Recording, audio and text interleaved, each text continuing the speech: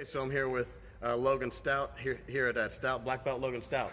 Thanks for being on the show, bud. Yeah, no problem. Happy to. So I asked Logan for his thoughts on. So let's say that you've just started jiu-jitsu and you got like one or two classes under you. What would you tell people who have just started? So, you just asked me this. I've been thinking about it for about 10 seconds, and I think I've had like 15 different ideas. There's so much when you're first starting. It's really intimidating, I think, for almost everybody when you're first starting, even if you've done wrestling and things like that. One of the first things that came to my mind is thinking back of training for 15 years or whatever.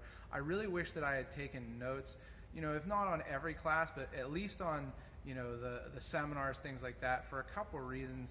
One is almost like a journal, not even for the progress of jiu-jitsu, but just to remember everything you've done, because if you stick with it, which hopefully you will, you'll have a lot of like really cool, seminars, memories, things like that.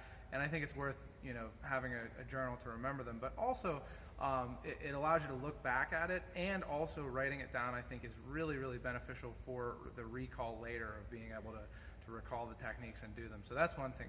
I definitely would recommend keeping a journal or almost a diary of what you do in jiu-jitsu.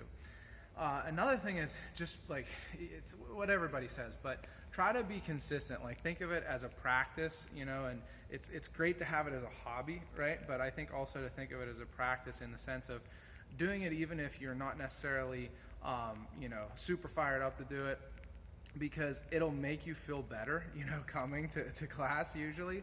Now, of course, there are caveats to that where if, you're injured, don't do it. If you haven't slept, if you things like that. But if you, just kind of like aren't feeling up for it that day, I think it's good to try to stay consistent, because I've taken long breaks off, not for good reasons, and that's one of the things I wish I'd been more consistent. I think it keeps you in a good mindset, and then being in a good mindset allows you to keep progressing and everything. So keeping a journal, being consistent and thinking of it as a practice, and also just have fun. Like, I think people get really bogged down in their progress and in learning specific things like that.